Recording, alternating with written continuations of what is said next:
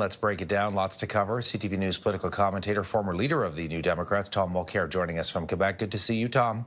Good to see you, Todd. Let's start with the NDP, your old party. Your take on, it's kind of a humiliating place to be in for them.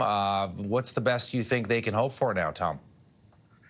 Well, I was listening to Don Davies yesterday, actually, when he made that statement, and I smiled a little bit because it is ambitious. I mean, going from 11 to 12 is an arguable position. Going from 7 to 12, not so much. But they do have good cards in their hands, which is the fact that Mr. Carney came up just a few seats shy. So I do think they're going to be able to negotiate something. For example, it's the extra budgets to have proper research done, to have a few more staff.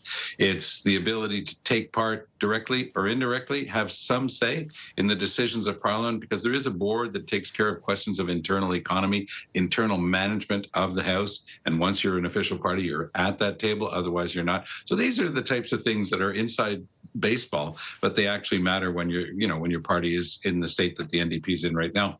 With regard to potential interim leaders, you mentioned, or at least our colleague did, Don Davies is a possible interim leader. I also know, because he mentioned it on the air yesterday, that the only Quebec MP, Alexandre Poilievre, has expressed an interest in perhaps becoming interim leader. He has said no to the possibility of running for the leadership. So that actually makes it easy, because tradition in all parties is, if you're thinking of running for the leadership, of course, you can't be one of the people who's got the interim.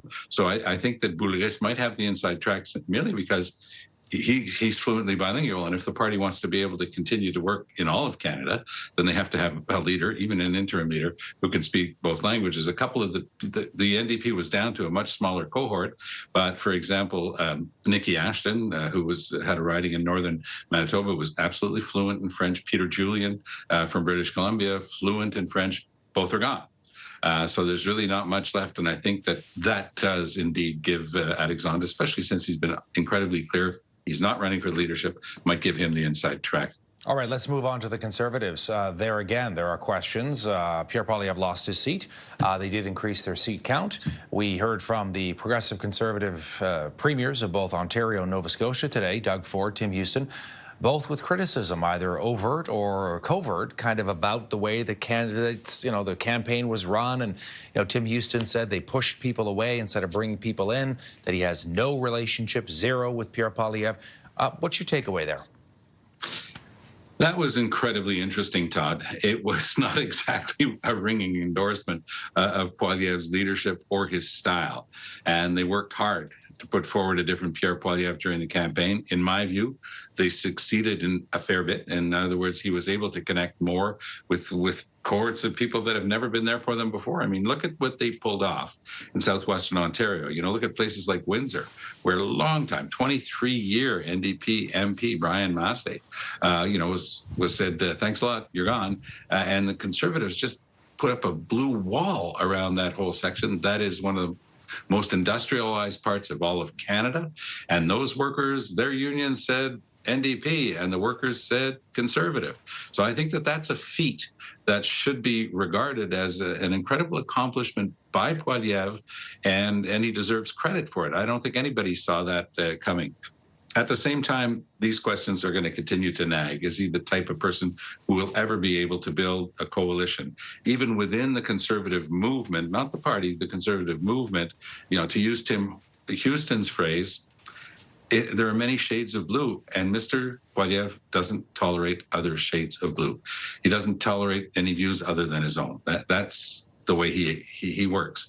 So whether it's the person who managed his campaign, who was quoted as having threatened, the leadership of the Conservatives in Nova Scotia because they didn't like something about it. I mean, when you're the actual person who's been elected, which of course Jenny Byrne never has, and you're the person who's actually running a province, which of course Pierre Poilievre has never done, you don't take very kindly to having some totally unelected, anonymous figure taking themselves far too seriously and threatening you and your staff. So this is the type of thing that Poilievre is going to have to surmount if he wants to hold on to the leadership.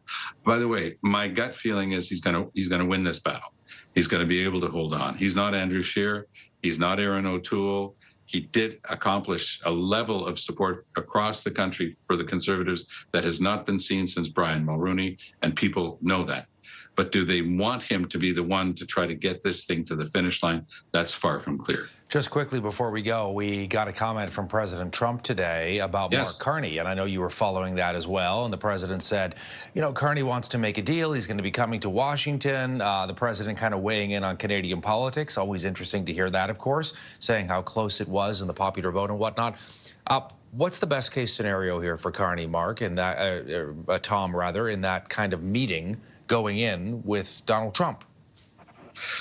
Carney is bringing literally a world of experience to that meeting. He's also a very, very capable guy, and he knows how to handle somebody like Trump because he's dealt with blowhards before. He's dealt with people at that level who think that they know everything.